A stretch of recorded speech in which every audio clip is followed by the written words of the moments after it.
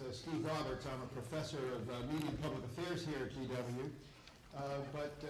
Given our topic today, I should mention that I also was a foreign correspondent for 4 years for the New York Times and in the Eastern Mediterranean, based in Athens. I even spent an entire week as a war correspondent when the Turks invaded Cyprus in 1974. My father announced that I did not raise my boy to be a war correspondent, and I agreed with him. But even the week as a war correspondent apparently was a very good experience for dealing with faculty politics here at GW. So I'm very grateful for that experience. I want to thank a whole bunch of people who helped make this event possible. Of course, this is Human Rights Day, and that's something we all want to celebrate. And as I say, the School of Media and Public Affairs here at GW, where I teach, right upstairs. Several of my students are here who have to take an exam with me this afternoon, and in an outrageous attempt to curry favor with the professor, they've showed up. Also, the Elliott School of International Affairs has been very helpful to us. The Institute for Public Diplomacy and Global Communications here, and Mark Taplin, who's a Foreign Service officer spending the semester, the year here at GW, has been an enormous help in doing this. And of course, the BBG, the Broadcast Board of Governors, has been also very helpful. And to welcome you and bring the greetings of the BBG, we have Jeff Hirschberg, who is a member of the board, a longtime activist in both foreign issues on the Russian-American Business Council, also now a partner in Kalorama Partners, which is a risk management and consulting firm. And Jeff, for a few words of greeting. Great.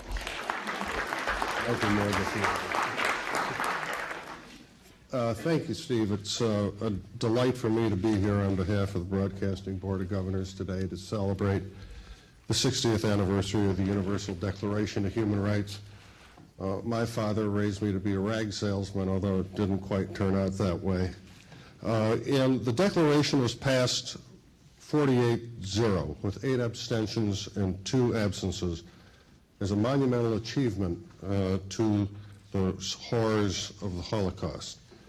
The Declaration enshrines a wide range of civil, political, economic, social, and cultural rights. Article 19 of the Universal Declaration is what we are here to celebrate today, and it is on your screen behind you, and everybody can read it. It's a universal declaration that is not universally observed, not universally respected, and not universally adhered to. It is, in fact, aspirational. And the job of journalists is to foster that aspiration in one way or another. Now, for those of you who don't know, the Broadcasting Board of Governors is an umbrella organization for U.S. government-funded, non-military international broadcasting. It's comprised of 4 Democrats, 4 Republicans, and the Secretary of State. It broadcasts in 60 languages around the world to 175 million people every week. Each of our broadcasters, the Voice of America, Radio Free Europe, Radio Liberty, Radio Sawa, Al Hurra Television, Radio and TV Marti, and Radio Free Asia, are dedicated to the principle encoded in U.S. law that all people deserve the right to freedom of expression, to freedom of information, and opinion. On reporting on world events, our broadcasters and our organizations face the same challenges as the private media does. And you will hear from them today as to what our common challenges are. Just to set the stage for a moment, repressive governments have always ignored Article 19. They employ a broad range of tactics to combat free media, including murder, kidnapping, ransom, arrest and censorship, jamming and intimidation, and controlling distribution by limiting access to traditional distribution channels. According to Freedom House, only 18% of the world's population today enjoy a free press, and that has been declining for the last 6 years. Journalists are often intimidated with violence or threats, and according to the Committee to Protect Journalists, 34 journalists have been killed in the performance of their duties so far this year. Sadly, all of the organizations under the BBG umbrella express the same problems as every other journalistic organization. We all have our horror stories, and we all have our parade of horribles. And I'm just going to give you a few examples. And for those of you who want more, there's some handouts that you can take with you at the end of this panel. In China, the government jams VOA and RFA broadcasts, prohibits local stations from airing their news shows, blocks their websites, and periodically harasses listeners. In Azerbaijan, this month, the government there will close down BBC, VOA, and RFE-RL. In Egypt, today, when we try to hire journalists for our broadcast entities, the government tells them that they will be expelled from the union, which would deprive these journalists of their pensions and future livelihoods as reporters in the country. In Russia, after an incident with one of our reporters, Andrei Babitsky, who did a 70-minute taped interview in Chechnya with Shamil Basayev, the Russian government has closed down VOA and RFE-RL, taking us from 113 broadcast affiliates in radio and television down to 5.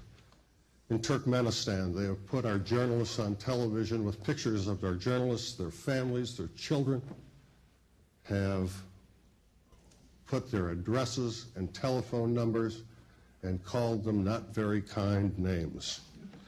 In Iraq, as every other journalistic organization, we've had our share of kidnappings, we've had our share of murders, we've had our share of other problems. All in this room agree that media freedom is a pillar in protecting freedom. Media coverage can sound the alarm on human rights violations and make them hard to ignore.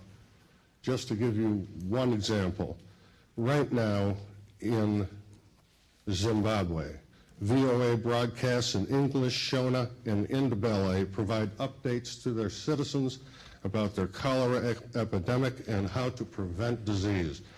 During the March presidential election, VOA, using a text messaging program, circumvented government censors and provided SMS services to over 10,000 subscribers. Darfur, we just recently began broadcasts to that country to share those issues. As media moves to new technologies, and there are plenty of new technologies, the BBG is employing its personnel to meet those challenges. We are using more video streaming, we are doing audio streaming, podcasts, social networking, and SMS. For the U.S. elections, VOA launched a new website which was widely accepted and looked at around the world. We are now offering headlines on microblogging site Twitter and the social networking site Facebook. Unfortunately, with all these new technologies, repressive governments still find ways to block us. And our challenge today is to find a way to work with these new technologies to get the information to the people that need the information so they can make decisions in their own lives. The Committee to Protect Journalists recently reported that online journalists are now jailed more than those in other media. Foreign reporting, as we all know, has been trimmed in the face of budget cuts in the private world. And you'll hear from some of our panelists how steep those cuts have been. And while citizen journalists now fill gaps, at least in our view, they do not alter the need for professional journalists with appropriate filters. In closing, our question here today is how to harness the power of new and old media to overcome challenges that may be intentionally created by those who want to control information, or some inadvertently because of a changing media environment. As long as we can keep finding ways to bring accurate and reliable information to those who are in need of that information, we are indeed preserving the 60-year-old hope of the Universal Declaration of Human Rights. As President Kennedy told Voice of America employees in 1962, freedom of information is a fundamental human right and the touchstone of all the freedoms to which the United States is consecrated. I'd like to thank our sponsors today, and especially the Institute for Public Diplomacy and Global Communications, for putting this panel together. And I look forward to participating in this program and look forward to the discussion that follows. Thank you.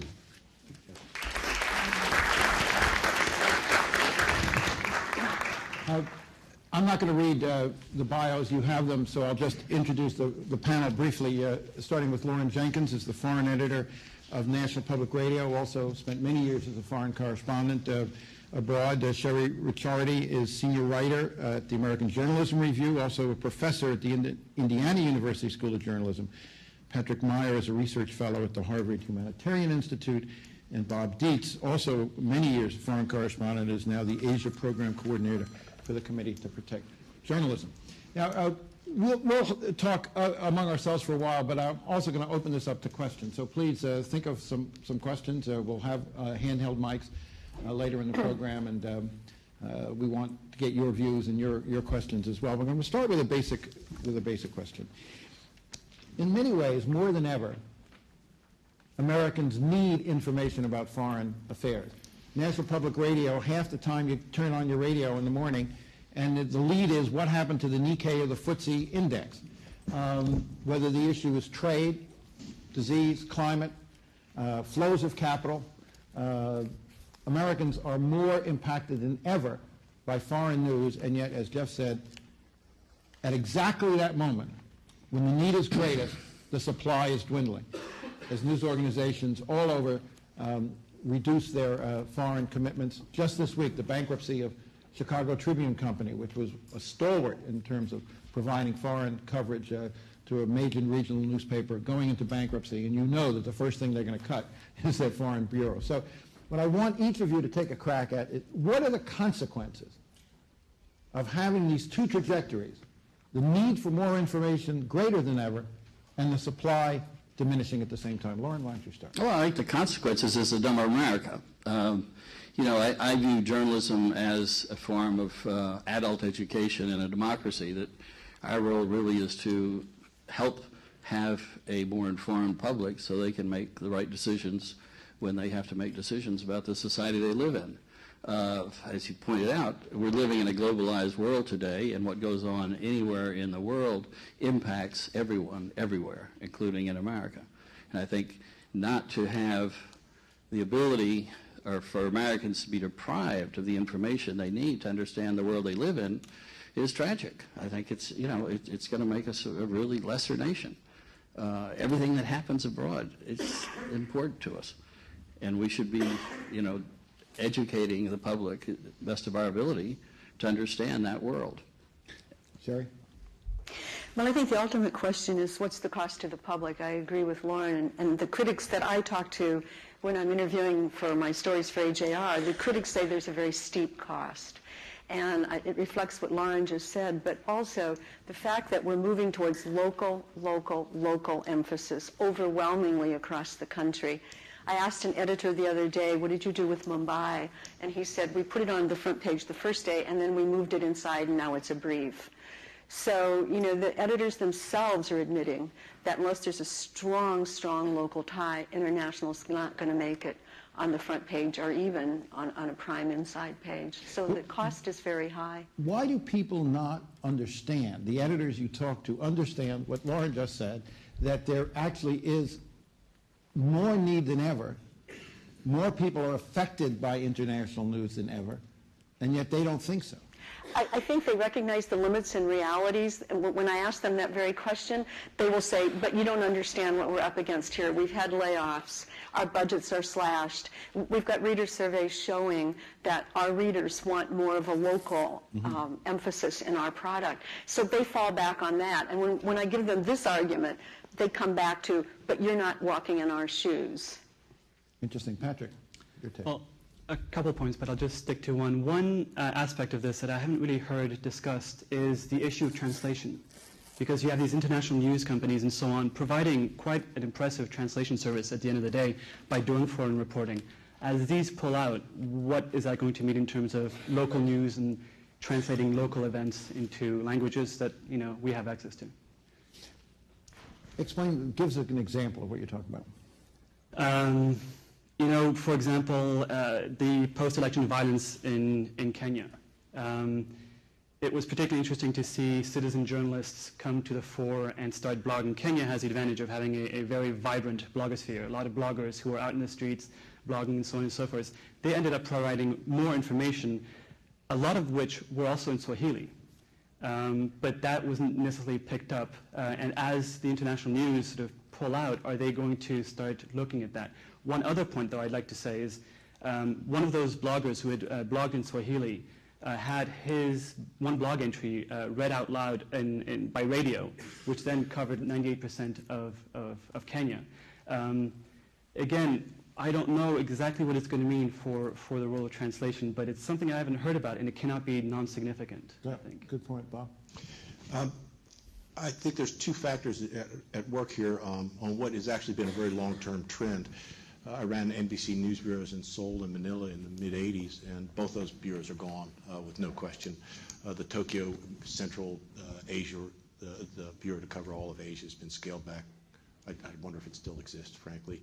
And you're lucky to have one television correspondent in the whole region traveling around picking up local freelance crews. So this is a trend that we've seen for a long time, and it's not unique, and it's been driven by economics, I think. I think what we're seeing right now, though, is a confluence of two more events. One is the growth of online media and people extracting revenue from news gathering organizations, and that's really accelerated. In the mid-'80s, what happened with television networks was that they became incorporated into larger corporations, and television news was mysteriously expected to turn a profit. What we see now is that those profit centers have even moved farther away, and I think with the advent of online access for so many people, that's aggravated the situation. And I'm looking at the Chicago Tribune, going down the drain, and I'm seeing a very, very, very good newspaper that's been hit by an economic crisis that's gone had a much broader effect than just the Tribune. I'm looking at the New York Times selling its own building. I think we're at the point now where we're seeing a critical juncture of a bunch of trends coming together, and I don't see things going very well in terms of But is there a failure here of the news organizations to educate people about the relevance of foreign news? If you say that people think that, well, only local news sells, and I understand this. I worked at U.S. News for 7 years. We knew that every time we put a foreign story on the cover, the newsstand sales went down. We knew it. Everybody knows that at the networks, the minute you go to a foreign story, people start clicking off. We have devices that can tell us that. But even so, Jeff, is this part of the problem that people have not been educated to the relevance of foreign news to their own lives? Well, I think that's correct, Steve. At U.S. International Broadcasting, we have a slightly different set of issues. We are prohibited by law by broadcasting to the United States. So if someone wants to get our information, our news and information, we have a worldwide set of foreign correspondents, they actually have to go to our website. And our websites can be read either in English or in their native languages because they're published in both. And they're all very interactive these days, but nonetheless they'd have to go there. And from a funding standpoint, as long as Congress still continues to fund us and the President agrees to continue to budget us from OMB, we don't experience some of the problems that these other organizations make. Well, Lauren, NPR, we were talking earlier, as many of you know, NPR might be the only news organization in this country whose foreign staff is actually expanding, despite all of the contraction at the Chicago Tribune and so many others. What have you learned about how to portray foreign news, market foreign news, educate your audience that allows you to expand? Well, what we've learned is that the excuse a lot of major corporations, media corporations, said the public doesn't want international news. We've learned that's bullshit. In fact, Is that a technical term? yes. That's a political science term. It's a journalist term. Right. Basically, we have grown because of our foreign coverage. We now have reached close to 30 million people, and it's grown in every survey we've ever done. What is it? Why do you come to NPR? Is we're interested in foreign news. It's one of the top 2 or 3 reasons we've been growing. So I think the fact there is a public out there that wants the news. One might argue that our demographic is a high-end, very educated public, but there's certainly a need for it, and people want it. And the idea that the public doesn't want it, sure, I'm sure there's a lot of people who don't care about foreign news. Sarah Palin doesn't, but is that the America we want? Lauren, do you feel like people have ceded the foreign news coverage to NPR and sort of said, okay, you're doing a great job, I don't our backs are covered on it? I think the reality is probably, in fact, that's maybe the case. I don't think it was done consciously. It's just, network news started abandoning it as soon as they got corporatized. I mean, I think basically as soon as news was made responsible to the bottom line of stockholders, and companies felt that their biggest concern was not informing the public, but giving back to their stockholders annually, what do you cut? You cut foreign operations. I mean, we run very small, lean bureaus, but you're talking a minimum of $500,000 per correspondent a year to maintain one post, and sometimes it's more. Baghdad, for instance, is 3 times that to cover that every year. So it's costly. There's no doubt about it. And I think what's changed is, I think in the media environment of 20, 30 years ago, owners of media had a social responsibility. It wasn't about making money only. It was also about, we've got to give something back. We're here to inform. We're here to educate our listeners. And as the money became the main reason to have these operations, they've given that up. I mean, I think network news today is a scandal. I mean, how could someone watching 30 minutes a day on network news know about the world, or even what's happening in America, for God's sakes? What do you all think? I mean, I understand this. Truth in Labeling, I actually do work for one of those big media corporations occasionally for ABC News. And what appears on my very modest check every month is a picture of Mickey Mouse. Because that's the problem. ABC is owned by the Walt Disney Company, and I'm pretty sure every morning when they look, the executives of Disney get up, they don't wonder how good the White House report has been or the London report. They wonder what the stock price is. So it's an important point. But what gets lost here, Sherry? If more and more people are focusing on local, with the exception of NPR and BBG, there's less attention. What are the stories that are being missed? Well, a lot of the stories that are being missed, I believe, first of all, we've always been known as, journalism has always been known as a head-in-the-sand profession. So as globalism was evolving, we weren't doing a very good job of educating the public. And one way I think we could have done that is by localizing international stories and finding international angles to local stories, which we haven't done a very good job of. So what's lost is that connection to the world. There's that disconnect now between, I believe, the readers and viewers in America and what the rest of the world is seeing. We clearly saw that in the last few years, where Americans didn't understand what was going on in the Muslim communities of the world prior to 9/11. 9/11 came as a shock.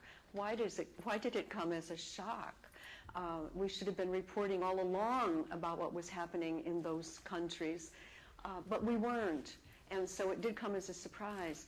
So that's what's being lost, is our readiness to deal with what's going on in the world on a regular basis, not just when there's a crisis.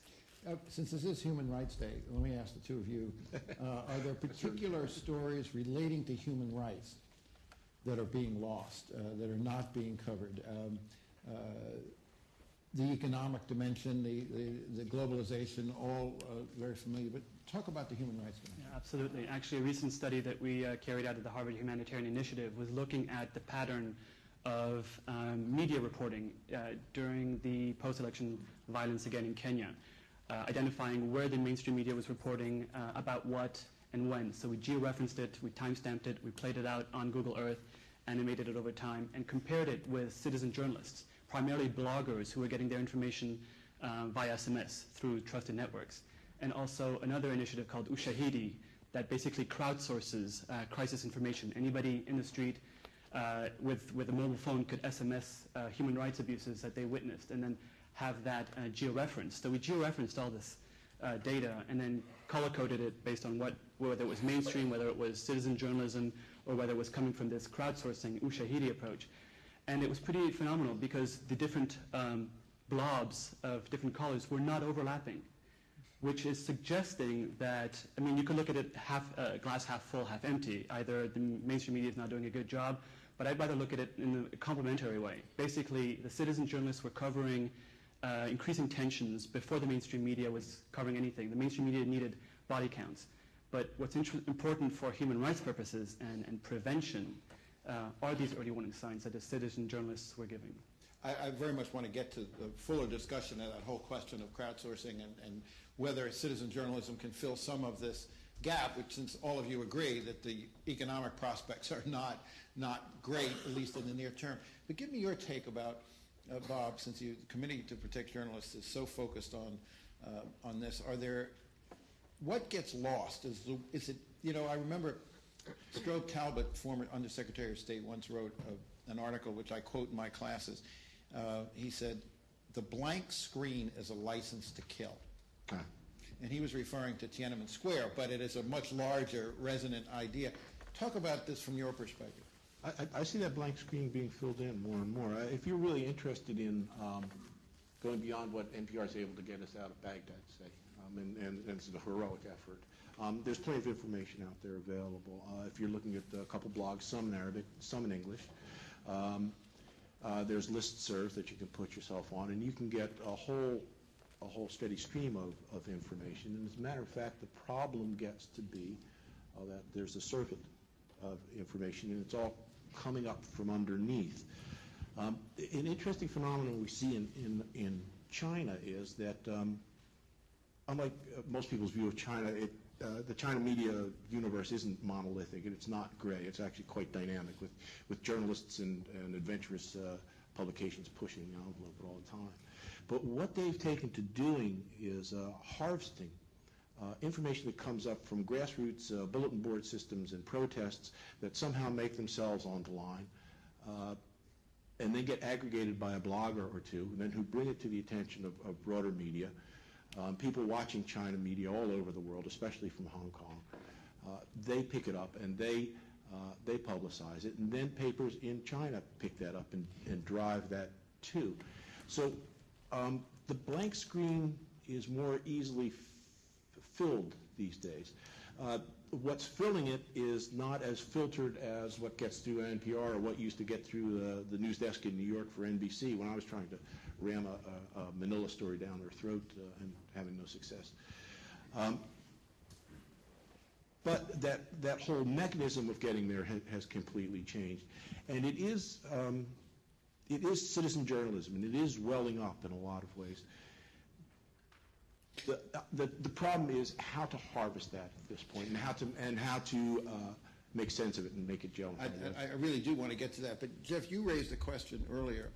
You said in your remarks that for all of this yeasty turbulence and crowdsourcing and wonderfully energetic sphere of citizen journalism, you were saying that there's, from your point of view, there's a professional standard or a professionalism that you think only organized journalism can do. Explain that point. Yeah, actually I do. I mean, maybe just my personal view, but anybody can say anything they want anywhere in the world. They can pick up anything they want anywhere in the world. There's no filter to it. There's no editorial judgment as to whether or not it makes sense. There's no balance. There's no even-handedness. There's no reporting every side of the story. And if you're going to be professional about this, at least as a journalist, you ought to take all that into consideration.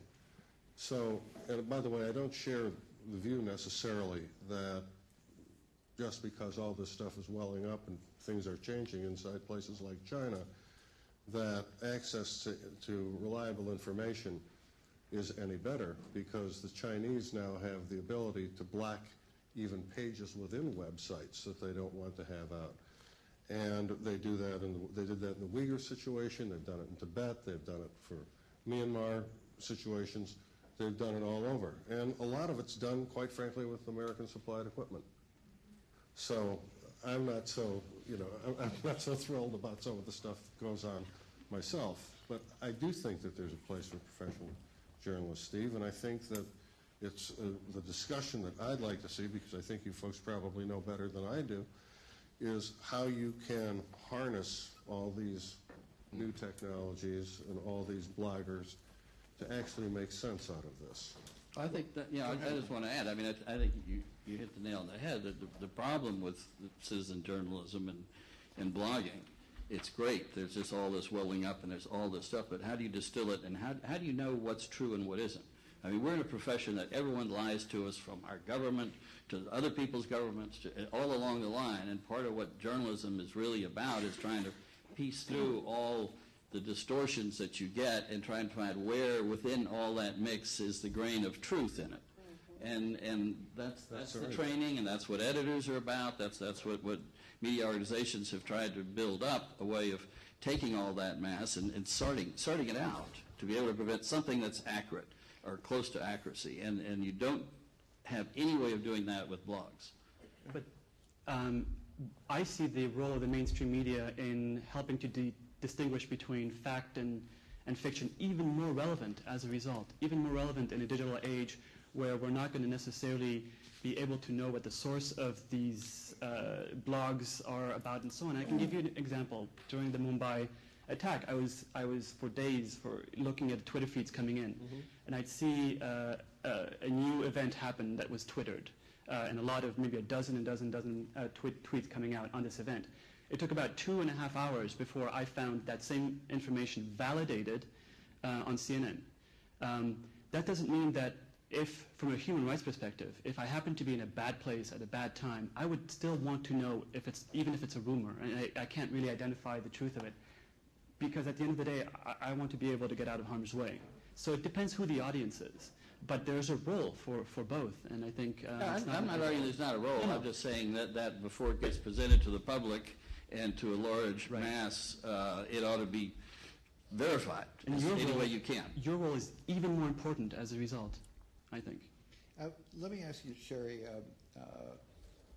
from your point of view, do you think that this development of citizen journalism, whether it's on Twitter or blogs or all the other mechanisms, is this filling some of the vacuum you all have described? Particularly when you're talking about human rights violations, but other elements of foreign news as well. Well, you and I both teach ethics courses, media ethics courses, and we address this certainly in the classroom. Of course, I think it does fill some of the void. You explain it very beautifully, the void that it fills. But at the same time, I believe our basic principles, that the principles of the profession, are at risk. We know from surveys that the public already holds us in fairly low disregard, and that we don't have a great deal of credibility. Are we going to lose more of that when we move away from accuracy and fact-based journalism and we move more into the direction of how do we know it's true? We're going to put it out there. CNN now says this hasn't been vetted, so use it at your own risk. I was pretty shocked when I saw that for the first time, a major journalism organization saying, we don't know if this is true or not, but we're going to put it out there. I think that's a fairly dangerous trend. Since you have, we mentioned earlier, Jeff mentioned the statistic that now close to half of the journalists who are in prison today, if any of you have seen the latest committee report, I think it's 125 journalists, 127 or so in jail as of December. And 45% of them being online journalists. From that perspective, what's the importance of that? Are more and more of these journalists providing the kind of information Patrick's talking about? Is that why they are more subject to repression? In a lot of ways, the online journalists that we see are sort of straddle a line of activism, political activism, human rights activists, pro-democracy activists in China particularly, and the role of journalism. So the definition of journalism is getting incredibly stretched. And frankly, I'm quite old school, and I've had to continually sort of expand my understanding or be pushed to include people that we're putting on. Teach around here, the kids will push you. Yeah. No, and I'm aware of it. And the way I finally sold it to myself was that I looked back at Tom Paine and Common Sense. And here was someone arguing a viewpoint, a political viewpoint, at the same time using journalism, writing, pamphleteering, and pushing those sort of things. And I can see that, say, Hu Jia, a human rights activist, AIDS activist, and pro-democracy activist in China, we consider now to be a journalist. Not someone who does particularly what I used to do, what many of us used to do for a living, but still, that's a legitimate way to describe his activity. A lot of these people, again, are people sort of straddling that line, particularly in China. Does that cause you any pause? I think I pause only in that I have to race to catch up. That this is the way a lot of these things are going, that we can have mainstream news organizations and we can be out there, these big flagships, sailing the seas of journalism, but there are a lot of people in smaller boats doing the same thing, feeding us information. Whether or not we use it or not is our choice. But the whole point of your organization is to protect professional journalists who live by certain rules, who provide a certain function, who are protected by certain principles and standards.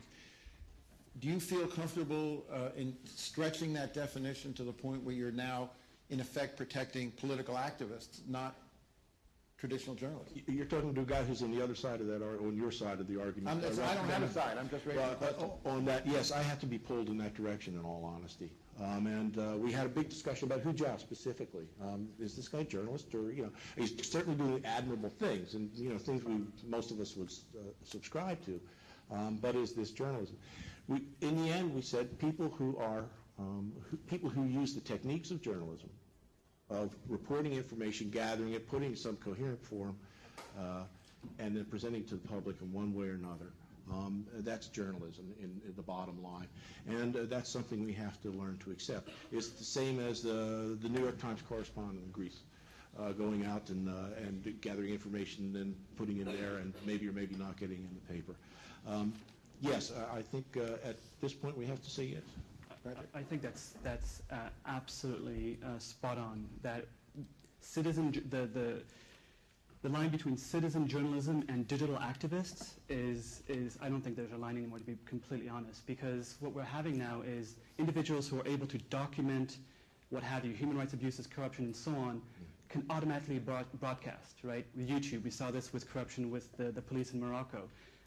It's just instantaneous now. So communicating this kind of information, like Witness.org does as well, is definitely a form of advocacy and activism, and as a result, that is going to have some kind of pushback, because in the blogging world, it's not only a matter of being able to speak out and have your voice, but it's also a matter of being heard.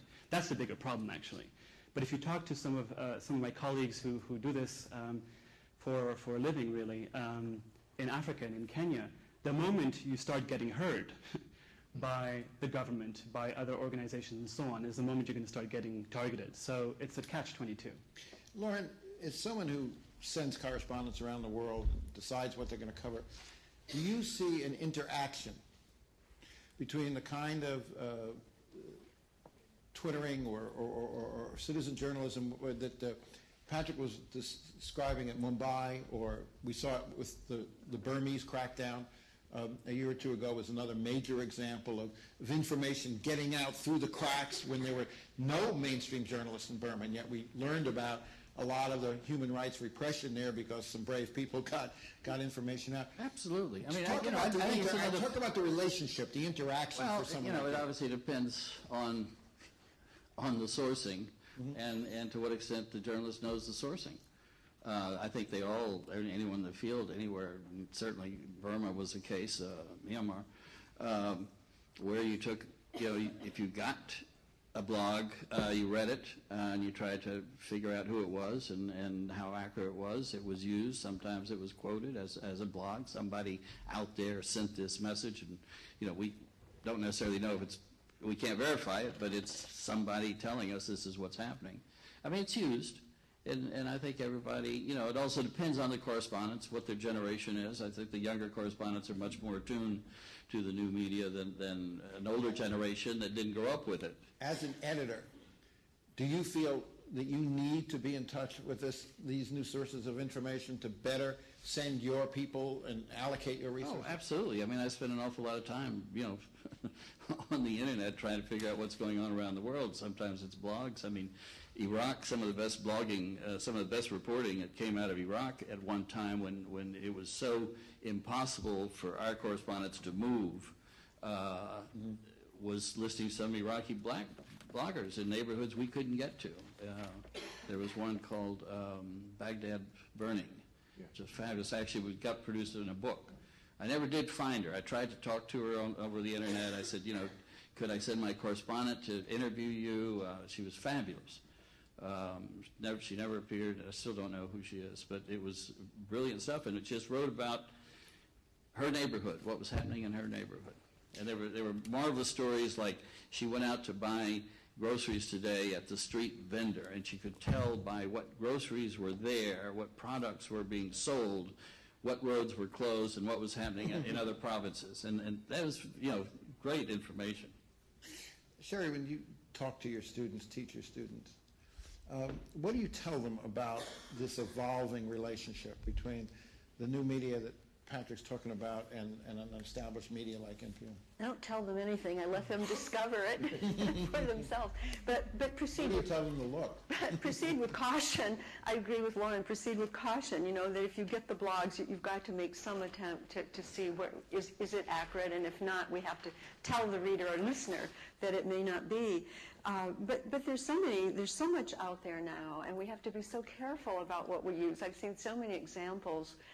McClatchy News has used some wonderful blogs where they've courted people that their reporters in Baghdad and Kabul and other places have gone out and they've gotten them to write about, you know, going to the morgue to identify a dead body of a relative and what that means and how it works and how awful it was. It wasn't a reporter who wrote the blog, and her name was not used, but it was wonderful information. But they knew it was credible because on the ground they knew that source. So I think, to me, that's more valuable than just a voice coming out of nowhere saying the same thing that we can't validate in any way. Let me just add one thing about blogs. You get to know a blogger, and I think you can establish some veracity because things that they've written about before you keep seeing, or eventually you realize they're true, or you learn that you can trust this blogger over that blogger, and someone's giving you some really good factual information. And that, I think, you know, again, it's like talking to sources in journalism. You know, who's lying to you, who isn't, who's got an axe to grind. You try and sort through that, and you can do that with blogging too. And if you keep going back to a particular blogger that you find interesting and trustful, you can use them more. Do you ever try to contact them? I have. I told this woman in Baghdad. I tried, but she never would. She didn't want to be known. But you tried to. You know. Yeah. I've got to say, definitely being immersed in the blogosphere and so on, what I'm seeing and what I'm actually practicing myself is that the issue of reputation for a blogger is everything. Yeah. If a blogger starts to misrepresent, falsify, or what have you, especially a quote activist blogger who's involved in political issues, starts to not report accurately, that readership is going to go down. So it's no longer necessarily somebody being paid to blog, but it's a question of reputation. And I've seen that, and I've seen how careful certain bloggers, colleagues of mine, have been in Kenya during the violence. You know, they would hear a rumor and they would say, right, folks, I've heard about this MP being shot. I don't know whether that's true. I will try my best as quickly as possible to validate or what have you. So reputation is very key. You'll see this amongst Global Voices bloggers as well. It's all about reputation. So the moment you stray. Is this another version of the self-correcting mechanism of the blogosphere that people in the end acquire reputations either for good or bad, and that they have a vested interest in credibility, and that has the effect of ameliorating some of the concerns about professionalism that people have raised? I mean, you see this, for example, Wikipedia, right? The Mumbai page for the attacks had been edited about 900 times within the first 21 hours. And I don't know, I mean, I definitely subscribe to Clay Shirky's approach and his thoughts on media, and I think that editing only makes the articles better and more accurate. And I don't think that any one mainstream news outfit could have been editing something like that 900 times over 21 hours, coming from so many different sources, and people translating as well. Again, that translating role comes in. And one of the things that Global Voices does is basically a loose network of bloggers that basically try and emphasize news or pick up on news that doesn't get reported. A lot of what they do, and I met their translators, is a translation service. And I think with the decline of foreign reporting, we are going to see that role being increasingly important, unless otherwise we become even more detached. Bob, what do you want to add? I just want to make that point about Global Voices, which is really unique and came out of Berkman Center, right? And it's a conglomeration of almost it's too cute, but almost a Wikipedia of foreign reporters reporting regionally. They each has their own editor assigned, and it's become a really valuable way of looking behind what mainstream media is able to cover, and it has this sort of self-correcting, it raises itself ultimately to a relatively high, reliable level, and it's become a genuine source of news. We're going to turn to questions. I'm going to ask one more question. Then, do we have mics? How are we going to do this? You have mics. Are you just going to circulate, or people going to line up? Just circulate. Okay, I'm going to ask one more question, but think of, and then we'll get to your questions, because I want to ask you this, Jeff, and the rest of you can take a crack at it, and we'll get to the audience. Are we moving toward a totally different model here? You know, one body, someone who's a lot smarter than me described it as we're moving from a vertical to a horizontal model of information. That when you were a correspondent in Asia, when I was a correspondent in Athens, and the way a lot of mainstream media works, it's still professional reporters, which we all agree have a certain role. But we're seeing that, particularly given the loss of finances for that model, are we now seeing a whole different way in which information gets transmitted? And is that something that, talk about the pluses and minuses of that. And I'll give each of you a crack at that, then we'll get to it. I think the answer to the question is yes. I mean, and since reputation is everything in all of our businesses, the question is, how do you integrate that to make it relevant to the populations that you're trying to reach? And in the United States, with the decline of foreign correspondence and the decline of what we would consider foreign reporting, how do you make that relevant to this population so we don't have a dumber America? I mean, I think that's the challenge ultimately here. And I think everybody who is committed to learning more is trying to find a way to do precisely that within the context of their journalistic missions. Lauren? Well, I think, yeah, I think absolutely. I think we're in the middle of a communications revolution, and where the old business models, the old, good paper, I still prefer reading it on a paper, but it's going. It's going to disappear. I see the ink smudges on your fingers. Yeah, but it's going to disappear, and I think the technology has brought us new ways of transmitting information and spreading it, and I think we're in there. Who knows where it's going to end up? I mean, maybe all newspapers disappear. But it's not just transmitting information, Lauren. It's the origin of the information that's changing too. Well, not to want to promote NPR, but it's a very interesting, unique business model that you go to the public and say, if you like what you're getting, give us some money so we can do it better. And in a way, it's totally short-circuited the corporate model, which is we have to make money to give stockholders money back.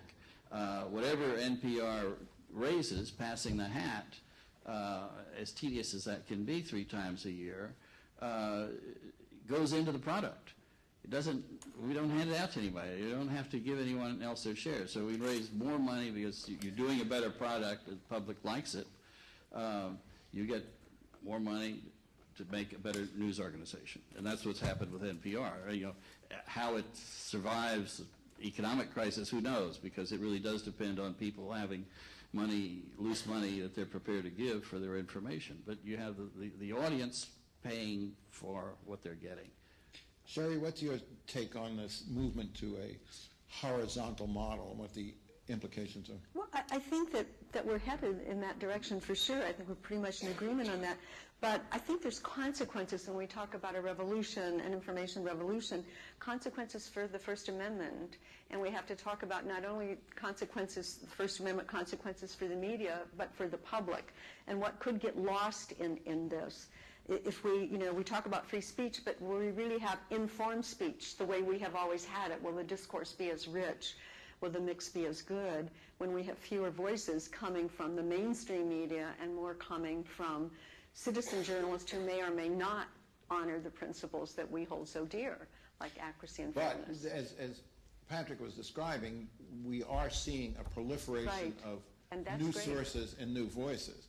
Your concern is the standards by which they are. How do we sift through it and come up with the same way we always have? When I was a reporter, I knew who my best sources were, and I knew who my sketchy sources were, and you might or might not believe them. And that's what I hear you saying, Patrick, that there are some solid bloggers out there who we can trust. So it's going to be our job to create those new, networks of sources that some of us are just beginning to think about seriously. Patrick? I think that's a great question, and a lot of us, I think, in the media communications world or interested in that have read Manufacturing Consent, right? The political economy of the mass media. I'd love to see a new book along those lines because the political economy of the mass media is changing, just as Lauren was also suggesting. The reporting was going where the money was going. Now you have citizen journalists who blog because they feel they want to, or they have a duty, and so on and so forth. How is the political economy of the mass media now changing, and what is the political economy of alternative media looking like, and can we start thinking about these issues? In terms of the broader picture, I think that the information revolution, sort of capital I, information revolution, has had obviously a huge impact on global media. I think what we're seeing now is something I like to call the I revolution, sort of lowercase I revolution, where it's basically the individual who's being empowered to basically broadcast herself or himself, and then the consequences of that is something I'm very interested in as well. I can tell you that last night, for the first time, I had a former student of mine who graduated here last year come to my office and tell me she's actually getting paid to be a blogger. That was, I had never had that happen, so clearly... Who's hiring? Clearly, the political economy you're talking about is changing. Your take, Bob. I'm going to verge completely off that path there. And yes, things are becoming horizontalized. I never thought of that. It's quite good. But still, at the lower level of this broader band, you still have the roots going down and people extracting information and gathering information. Increasingly, we're seeing overseas that, especially in dangerous situations, Iraq, Afghanistan, Pakistan, that the people going down there aren't the traditional people, the person sent out from New York or Washington, but it's really the local hire who's been contracted on a not very favorable pay basis, frankly, to be the representative to get that information. There are usually several steps or several notches on the information stairway higher than a blogger, but very often they're considered locals with local biases or whatever.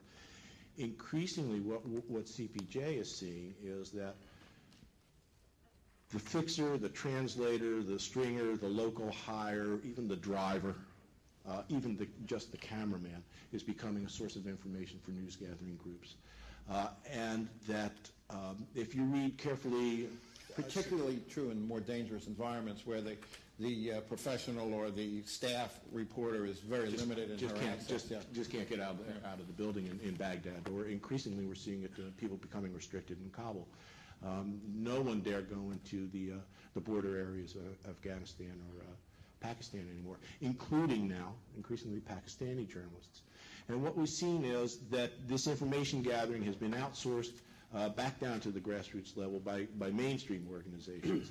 And we're finding this, it's quite graphic, this upward movement of bloggers and people posting on bulletin boards sort of coming together with these these local stringers and local hires, and forming a substrata of information gathering that's become increasingly important to mainstream news gathering organizations. Filling that space. Yeah. So yes, it's become horizontalized, but at that lower level of that bar going across, you're seeing more and more reliance upon local sources. Interesting. Let me turn this over to you all. We welcome your questions. Raise your hand if you got a question. I hope you have some. And someone will come with a microphone.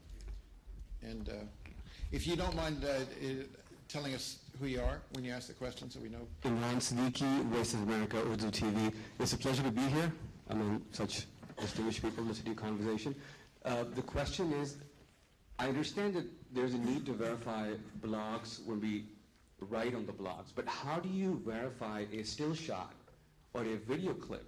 If you remember, there was a there's a controversy with reference to somebody taking a shot during the Lebanon bombing, and the photojournalist who took the shot, he added smoke to it, and Associated Press made a fool out of themselves. So should we verify a video clip, a video shot, or should we just run with it?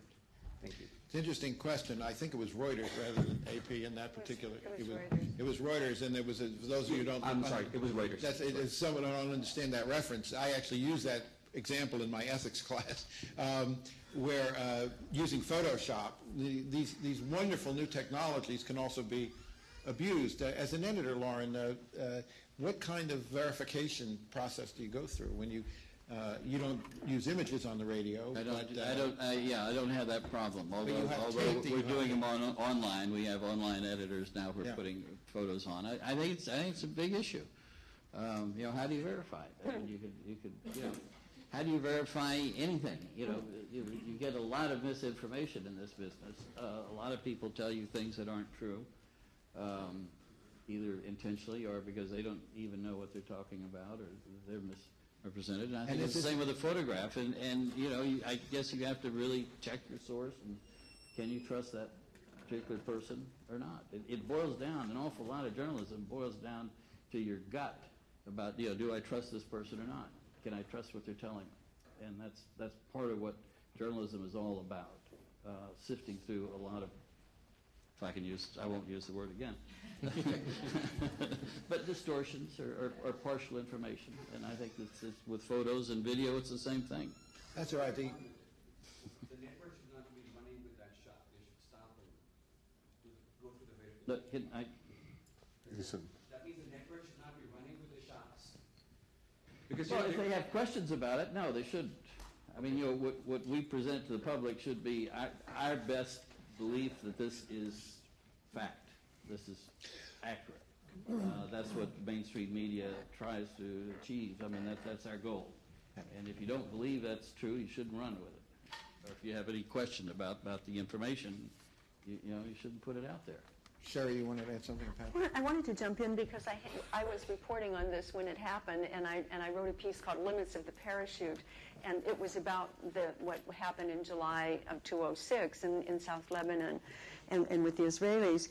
And I talked to Reuters and AP after this happened, and of course Reuters was terribly apologetic, and I said, did you pay attention to the fact that this photographer, this freelance photographer, had a dog in the fight? He was Lebanese, he had a definite political view, and they said no, we had used him before, and they didn't, that didn't occur to them, but he falsified more than one. There were several photos that he doctored. And it was tough. But AP tells me now that they're trying to get a filtering system.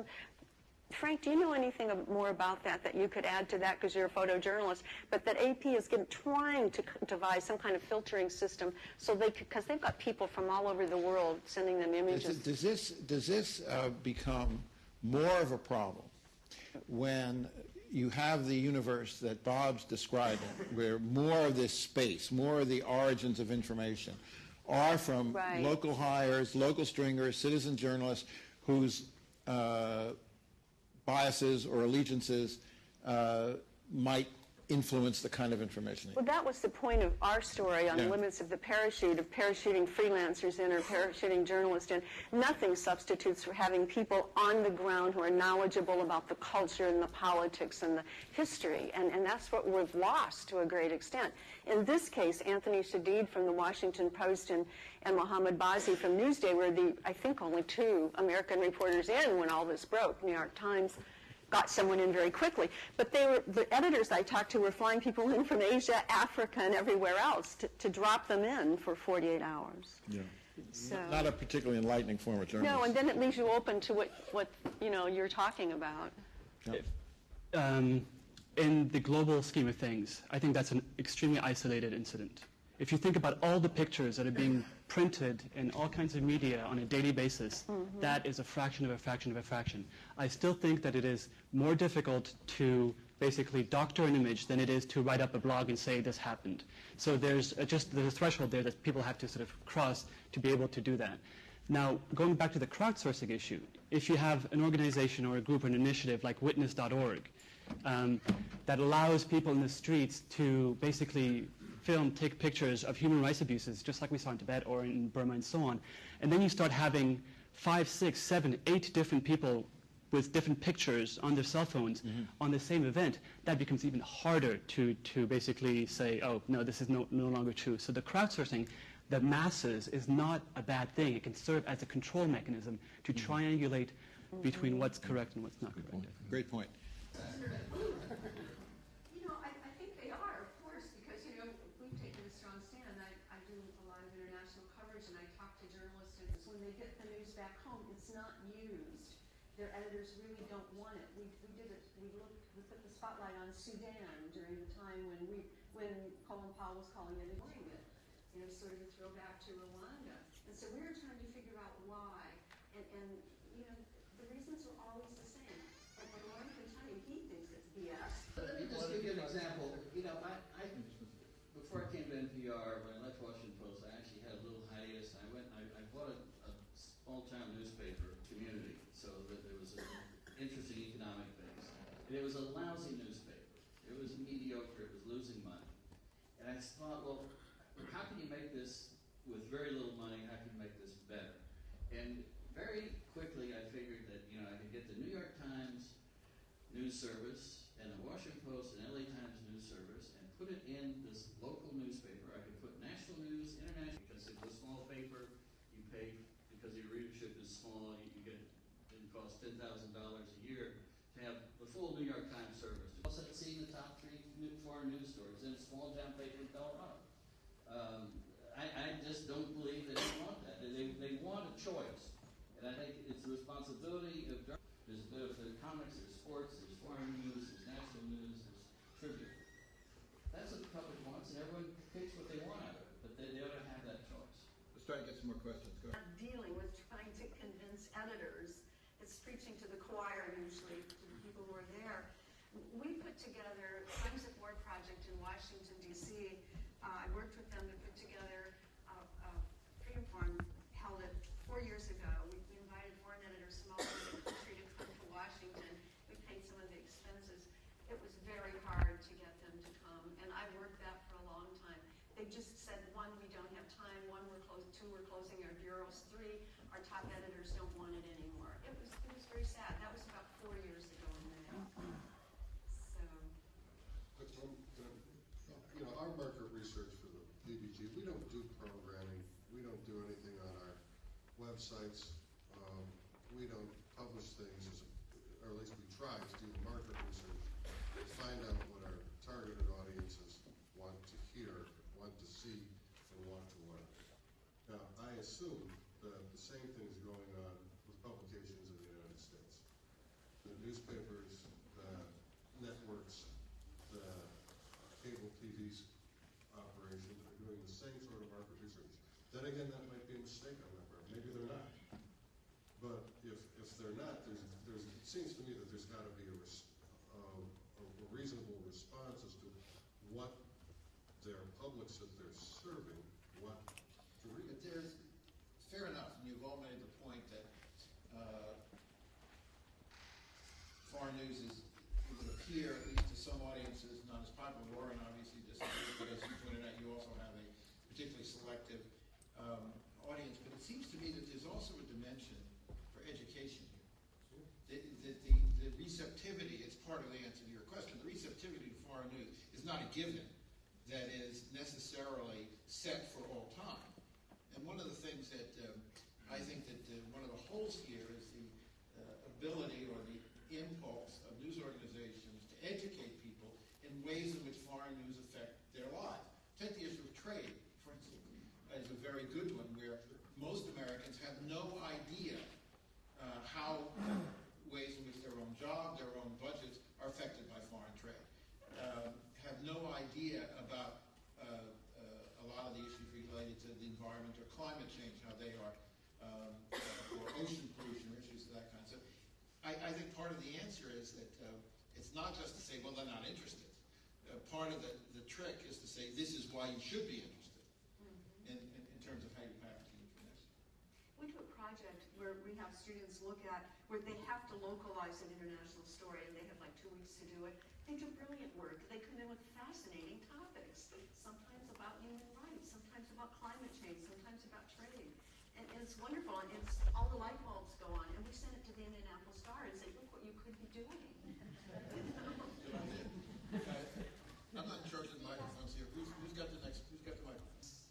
Popular bloggers, Kenyan, during the post-election violence again, was getting 70,000 hits a day on her website. This is a blogger, and she had access to a lot of information, not all of which, by the way, she put.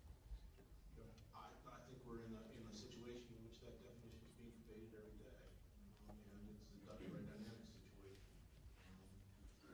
People held up their cell phone and Lhasa and then shipped it up to CNN, should be considered a journalist.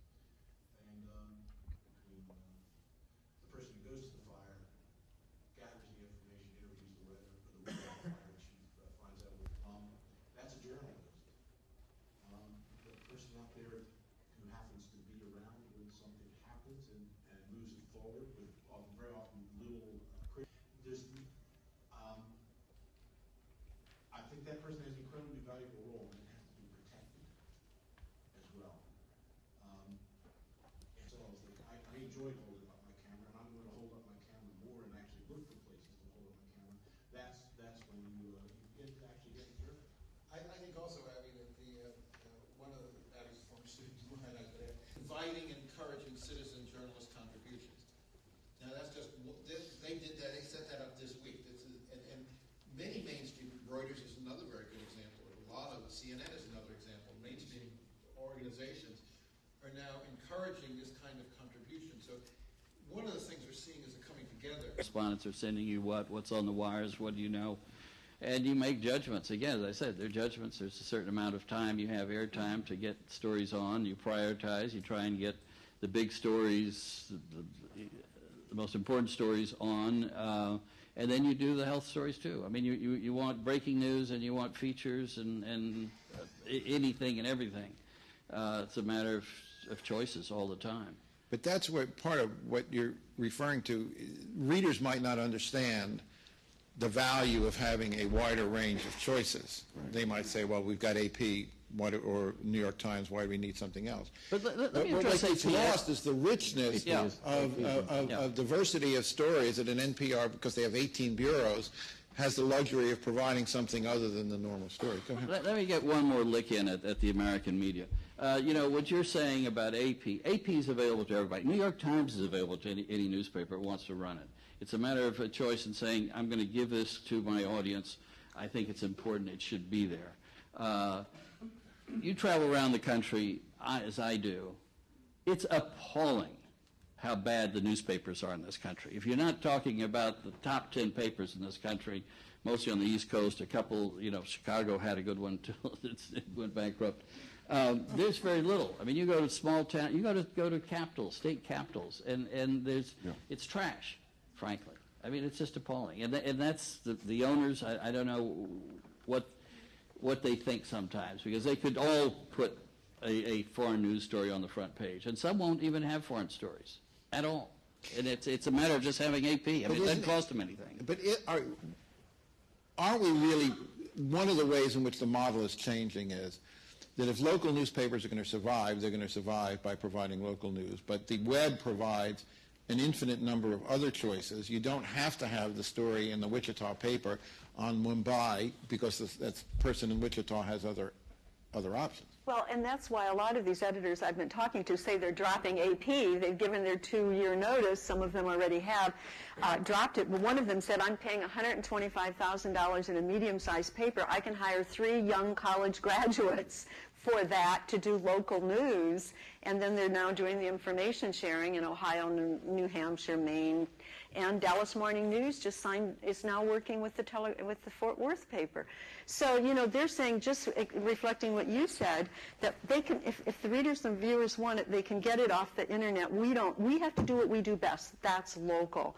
And they're dropping AP. Will they really drop AP, or is this a ploy to get AP to reduce their costs? We don't know yet, but the editors I'm talking to, just in the last few days, across the board, were either dropping AP or cutting back.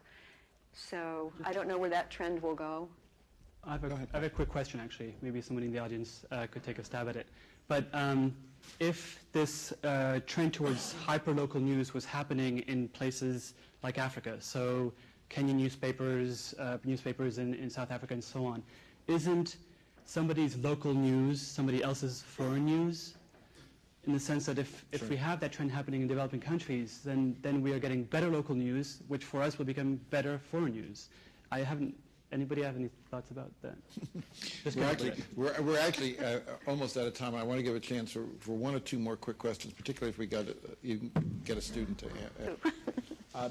These guys actually, work that side of the street more, but I have to say, I was 32 years old, a social worker in Philadelphia, when I realized I was 32 years old and a social worker in Philadelphia, and borrowed $15,000 from my mom and dad and my girlfriend's mom and dad, and moved to Dar es Salaam, Tanzania, and started becoming a freelance journalist in a place that no one in my family had ever heard of before. I think the answer here, and this is an answer that Edie Lederer gives too from the AP, I think the answer here is that if you really want to work overseas, that you borrow $15,000 from your parents, and go to some place where there are very few other people doing the job. And the country I pick on these days is Laos, where there's hardly anything going on. And you say, my God, why would I go there? Well, the fact is that there's no one there. And if you start to report and you pick up a few strings, and AP is, last I heard, AP was ready to pay someone $10,000 a year to live in Laos and report for them and string for them. And do the BBC and shoot some stills and run a blog and generate interest in Laos. You can start to roll something forward and build a name for yourself and build some credibility. Then it's a question of luck. It's a question of how hard you're ready to work, how hard you're ready to screw up your life, because forget about any relationships you might bring along. But you'll find yourself deeply involved and engrossed in something. Whether it pans out into a international journalist's career, or whether it pans out into just the most engaging, engrossing period of your life, depends on so many factors. It's hard to determine. That's my 25 cents, and here come a couple $1.50 answers. Or alternatively, you can apply to Voice of America or Radio Free Asia, and we'll see what we can do for you. And of course, the other factor is, that there's good news as well as bad news here, because the technology has provided so many outlets. When I was a New York Times foreign correspondent, there were half a dozen ways in which you could transmit information from Greece. Now there are half a hundred. So this is well-taken advice that there are many ways in which an ordinary citizen can have access to the worldwide media universe through new technology. So in some ways, it's easier to break in than ever because of the new technology. It's easier to but break in. It's harder to afford to live. Yeah, it's harder to make a living, but it's easier to break in. I mean, you can go anywhere and learn and become a journalist. We got time for one more question. Do we have one more question here? Yeah, there's one thing. There's one down here. All right, I'm sorry. Luis Muñoz, Radio Martí. In the world, I'm not sure what the number is. I have the number with me. The site's readily available on our, the numbers are readily available on our on our website. I think what we find with Cuba is the same sort of tactics that are used in most other countries when they target journalists for jail, and that is trying them not on what they've written or the work they've done so much as charging them with sort of much more general violations of state security, state secrets acts, and these more nebulous security laws rather than any particular violations. The fact that there are still journalists who are trying to work and write in Cuba, and many of them are trying to do it online, I think is an indicator to what I've come to accept is that there's a genetic predisposition for some people just to do journalism at virtually any cost whatsoever. These people are out there, they're doing it, and it doesn't look ready to change in Cuba anytime soon. That'll have to be the last word. I want to thank the George Washington University. I want to thank the Elliott School, the School of Media and Public Affairs here, and I want to thank the Board of Broadcasting Board of Governors and the Institute for Public Diplomacy and Global Communication, which I'm also on the board of, and is doing a wonderful job of bringing some of these new subjects to light. I want to thank the panelists, Jeff Hirschberg and Lauren Jenkins, Sherry Riccardi, Patrick Meyer, and Bob Dietz. And I want to thank all of you for being here. Human Rights Day is an important event. You've helped raise some very important questions. Those of you who are students and activists at Freedom House and other places will find some of what was said here useful and get back to us. This is a horizontal model. This is not a vertical model. I learn from my students every day. And I hope this will be a continuing conversation with those of you out there and the rest of us